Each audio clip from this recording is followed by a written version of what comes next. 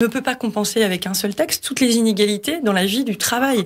On ne peut pas compenser une carrière d'une plus de quarantaine d'années avec tout ce qu'il y a eu en termes d'inégalité de salaire. On ne peut pas rattraper ça en un seul texte. Donc l'idée, c'est de faire comme nous l'avons fait depuis 2017, d'améliorer. Par exemple, l'index égalité pro a fait que les femmes se sont vues augmenter leur salaire, notamment en retour de congé maternité, qui était une obligation légale, mais que beaucoup d'entreprises oubliaient.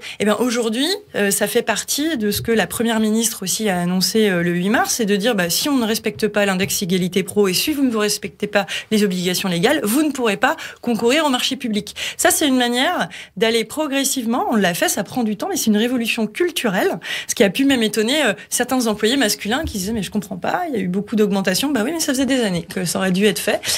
Donc c'est une manière d'avancer. Les retraites, c'est une manière d'agir contre les inégalités entre les femmes et les hommes dans leur vie, mais c'est pas la seule manière. Il faudrait pas se contenter simplement de la retraite pour rattraper toutes les inégalités dans le monde du travail.